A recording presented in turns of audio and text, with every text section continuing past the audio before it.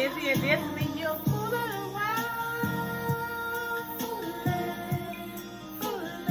Chevelle, you're fooling around. Well, not really Chevelle.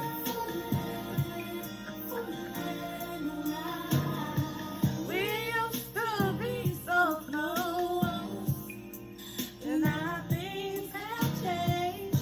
It's not the same, no, since I heard you calling her name. Hey guys, the song that you're listening to is by a group by the name of Changing Faces that was real popular in the 90s, which consisted of Miss Cassandra Lucas and Sharice Rose. These ladies were just full of sex appeal, and they were able to really do their thing in the 90s when they hooked up with singer-songwriter R. Kelly, who wrote their first hits, Stroke You Up, I Don't Mind, Fooling Around, and Get Out. So these ladies was doing big things in the 90s. Their music made you feel sexy as a woman and gave you power to be able to feel confident to approach your man. But at the same time, when he got on your last nerve and he was cheating on you, you was able to kick that joker right out that house. So thank you so much, Changing Faces, for your music. You really changed the game. Women all around the world. Who run the world, girls? Who run the world, girls? So thank you, Changing Faces. We love you.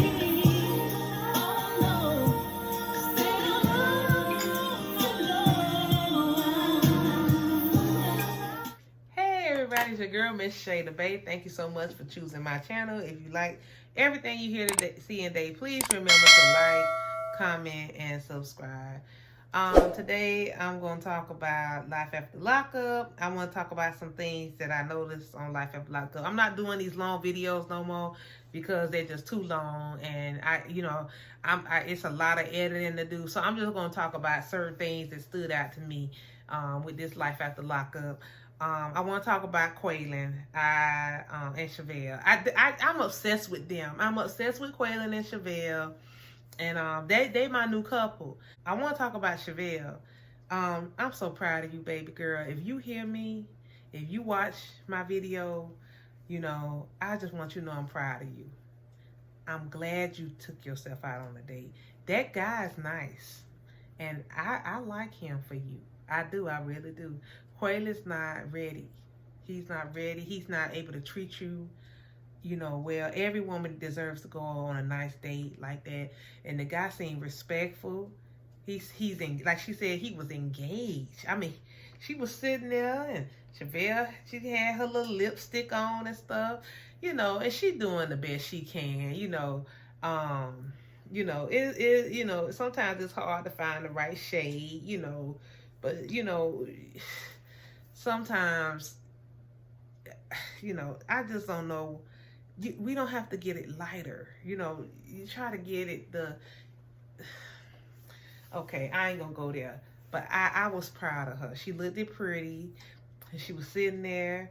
And she, and I just was glad to see her being spoiled. I just didn't like when she was wishing bad karma on Quaylon, because you need to let God fight those battles. Quaylon, I don't think Quaylon intentionally, I'm going to be honest, I don't think he's malicious toward you. I just think he didn't get a chance to live his life. And I think that he feel like he missing out on something. And he's not been free for 12 years. And your expectations of him was just way too high. I just feel like it was way too high. And you needed to let him go out there and, be himself. But to be honest, Quaylon looks a lot different than when we first seen him. And see, I hate that I have the background I have, because I've been around drugs my whole life. I could tell when somebody's tweaking. Big dog. Okay, I don't know what he's doing, but he's on something. He's doing something. He getting high. His face, his countenance is so different. And he's just into some stuff that he don't need to be in. So, even when he tried to go back and stay with his mom, I could tell with his sister, I liked it when he went back to go see his sister, and they was like, yeah, you could tell he the only boy. I love that scene when they was doing a little patty cake. I love it, And but when they got in there, and you know, they had their little spread, they had their cornbread and they had their spaghetti and cornbread and fried fish and stuff. And the mama was so happy. She said, I got all my kids to the table. I'm feeling good. All them had their little wig done and stuff. And Quaylon was missing Chevelle. He came out and told the sister them and the mama them, y'all ain't did nothing for me. Y'all, while I was in the hole, Chevelle was the one sending letters to me. She was the one putting money on my books. So he's appreciative of what Chevelle has done. And, you know, but he got disrespectful with his sister. And like I said, that's a thug right there. She got up. She was like, well, what you not going to do is say what I ain't did for you. And I thought that was out of order because, like she said, nobody told you to go to prison. See, that's what I'm saying. Nobody don't want to take accountability for their actions. Like she said, we had real life going on out here. And I know they did what they could, you know, for 12 years, you know, that you was locked up. And it, you know, and you might have forgot about some of the stuff they've done for you. But it's not right for you to say that just because Chevelle was there for 2 years, that they didn't do anything. So, you know, but he got out of there because that's why I said that homegirl a thug. He got out there. He went and took his frustration out on that shovel. But when she came out there, he calmed down. And, you know, they had a conversation and calmed down. He working at the barbershop in Houston, and he was over there talking to the guys at the barbershop, telling them about Chi-Town. You know, I know what he's saying, but the messages that Chi-Town had wrote, it was that last message that he just can't dispute. She basically said she had him. He said he never met her, but she said she wants some more.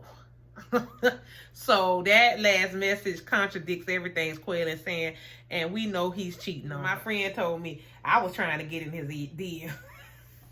She said I was trying to get in there. He first came out, he was a cutie. You know, you could tell he was so sweet, and not say he ain't sweet no more, but he just had an innocence about him.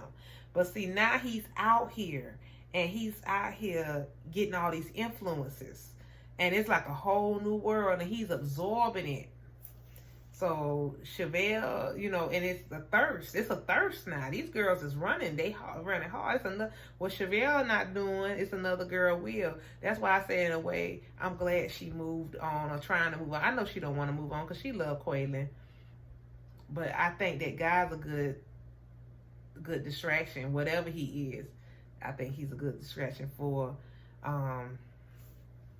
I want to talk about Puppy and Amber. You know, I wasn't too happy to see Amber on there. I'm going to be honest. I was not impressed with their storyline last year with that whole situation. It aggravated me. She aggravates me. I just wasn't really trying to watch them. But when Puppy came out, I was in love. I'm like, I see what Amber was talking about. You can't do nothing but love Puppy. Puppy come out and just as cute. I said, wait a minute, that little picture wasn't doing her no justice. That little prison picture, I used to be like, woo, she looked rough. But when she came out, her little lips and everything, Puppy was as cute as she wanted to be. I was like, I'm in love with Puppy. That's my little crush right there. I said, get it, Puppy. You know, and she came out there and, you know, and I mean, Amber looked nice too. She's a pretty girl too. So, you know, I just don't think Amber's gay. I don't think she's a lesbian. I think Amber's an opportunist. Amber need a place to stay. So, you know, because we seen when her mama came out, her mama was in jail, so she don't have a place for her to stay. You could tell Amber, most of her life, she had to get it the way she could get it. So if she got to act like she want to lick the carpet or do whatever, she'll do what she got to do. She's not in a rush. But Puppy wants some of Amber. Puppy is mesmerized. Puppy said, when Amber was in jail, we used to drink hand sanitizer with salt on it, and she would dance on me. she just was romanticizing. I just hope it be better than we have a closer relationship. And Amber like, let's take it one day at a time, okay? She's so masculine though. It's just like she's come up with a lot of masculine energy. So I can see why Puppy might be attracted to her, but I don't know. I don't know about Amber. I don't know. They called that old crazy military guy. I can't think of his name. The one they was trying to do the hustle with, and he told Puppy not to threaten him. He's just a weirdo. Yeah, I'm into Puppy. Now, I'm more into Puppy than Amber. So first I was like, oh, but you know, I like Puppy. Malcolm, Michael, and Sarah. You know, I'm actually tired of Michael and Sarah. I think that this should be their last season. I have no concern about them. I don't care about them no more. It's just like, it's boring to me with them. Michael's gonna do the same thing. It's like he gonna keep running with other women. He gonna keep getting locked up. He gonna keep being irresponsible. It's like the same person. He has not changed. And the only difference is this time that he's called Sarah his wife at least 3 to 4 times, which I've never heard him do. But he's seen Malcolm there, so he want to put on for his city and keep saying, yeah, that might be your girlfriend, but that's my wife. And he's just a punk. You know, he just a B.A.E. I mean, he a band, a B.A.E. Y'all know what it is. He a band, and I'm tired of him. And I you know, he's arrested anyway and put in jail. You know, his mama and sister, they ain't really coming for him like that no more, because they tired of all that mess. You know, because they can't keep up with him. He running here, he running there. He leech off women. You know, he's just a womanizer, and he don't care about Sarah, but he don't want Sarah to have nobody. And Sarah with that guy Malcolm, I like Malcolm, but I could tell Malcolm have a little crackish in him. He done had a little crackhead moment too, because that when Michael came in there, that when he first came in there, Malcolm didn't know what to do with himself. Did y'all see that scene when he came in there with that big bear suit and Malcolm saw him and he was like, I was like, what was wrong with him?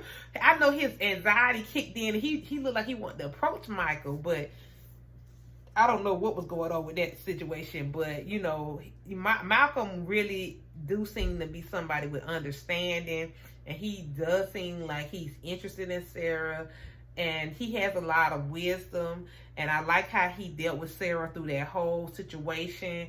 Very calm, you know, very collected. He didn't come there to fight. He didn't come there to argue.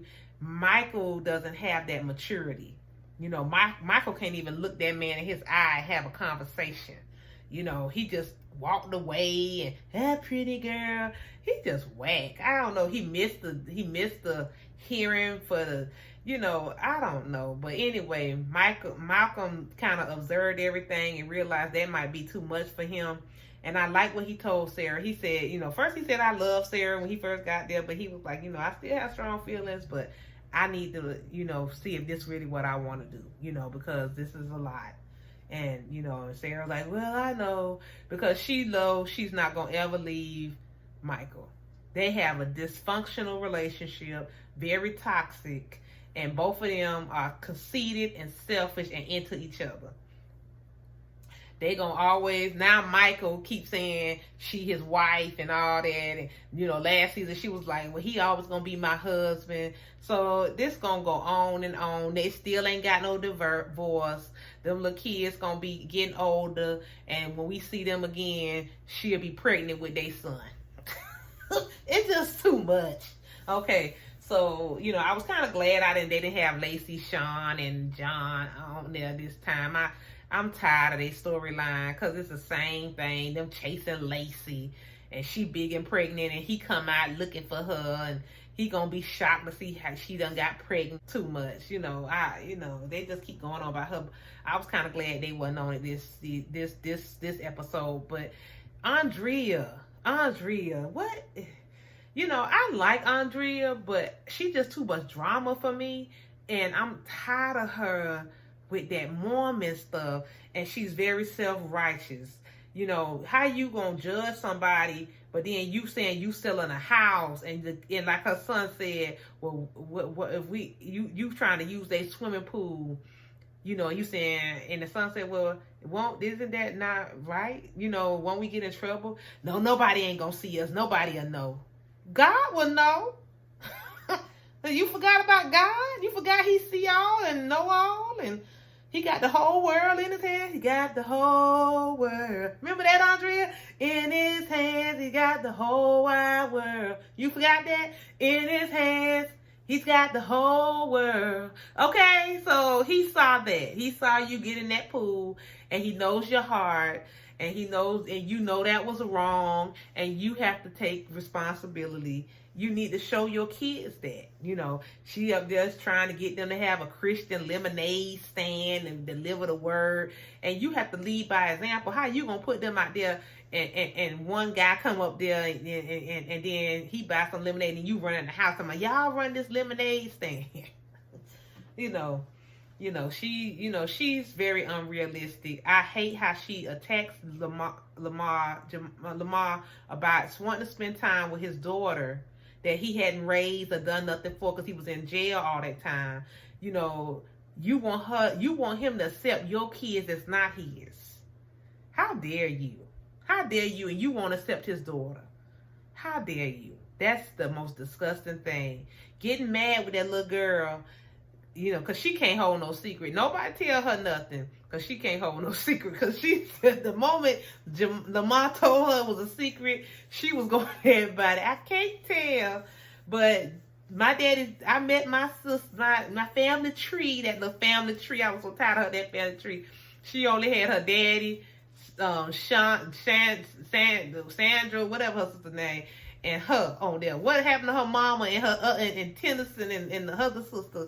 She ain't had nobody on there but that side of the family. But, you know, Andrea is not well. And she goes and she starts attacking Lamar. And I've really been feeling bad for Lamar because I don't like the fact that she put her hands on him.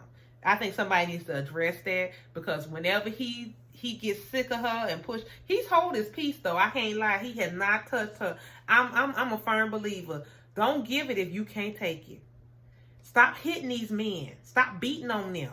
And that man, you know, like he said, he ain't trying to go back to jail. See, somebody like her, she'll start an argument and then call the police.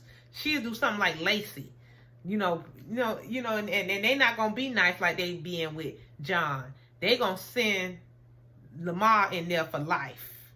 Okay, so, you know, Lamar, I just, you know, sometimes I feel for you because your wife is something else. And Tennyson and her older daughter, I love the way they talk to their mom. They're very respectful, but they tell her the truth.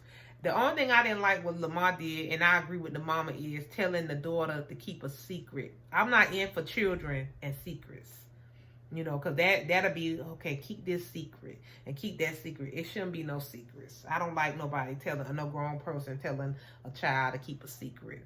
And I have my own personal reasons for that. I just don't like it. I don't like it. You know, because, you know, it's just not right. So I do agree with her on that. I was kind of glad I didn't see Scott and Lindsay on this one. Lindsay is like, at first when I first seen Lindsay on the first season, she was so pretty to me. I was like, look at Lindsay, she's so pretty. But the more I get to know Lindsay, she get uglier and uglier every week. It's like she's starting to look like some kind of Grinch or something. Like, it's like almost like the demon in her coming out or something. She's just an unattractive woman. She got beautiful hair though. There's all those almost evil people got beautiful hair. I never understood that. But yeah, she just going through his stuff and trying to find fault with him and stuff and everything. But you got all them skeletons in your closet. She aggravates me. I can't take it. Her and Destinee, they the same person. You know, all thing is, at least Destinee got somebody who had some money, because Sean looked like he owned an auto mechanic shop, and he looked like he make money with that. And this girl running around here, obviously back on drugs.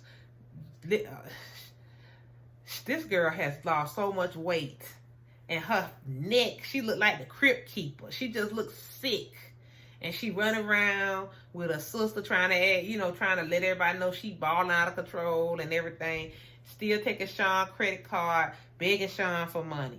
Every 10 minutes she need money. Sean don't give her no more money because this girl is getting drugs. But she's in jail now. I think, you know, it's funny, all them back in jail. She in jail. Destinee in jail. Lindsay in jail. Malcolm in jail, and not Dylan in jail. So all of them went back to jail. Yeah. You know, I don't know why Dylan in jail. I don't know. I'm just tired, you know, because I was having high hopes. I don't know. I'm going to find out what it was. I know people done found out already. I just didn't have the energy because I was just like, you know, he just been through a lot, and I just didn't understand how he got back in there. But anyway, I think that's all I took from Life After Lockup this time. But I like this episode. It was one of the better ones I done seen so far because the last few episodes been trash. Okay? Very boring, very trash. You know, certain storylines I'm not into no more. And I'm tired of looking at them. I'm just tired. You know, I'm just tired. So, but yeah, I'm happy for Chevelle. You know, I want that to work. But that doggone Lindsay, I'm so unmotivated. But anyway, I hope you liked everything you heard and seen today. If you loved everything you've seen today, please remember to like, comment, and subscribe. Again, it's your girl, Miss Shay the B.A.E. Thank you. Have a great day. Bye.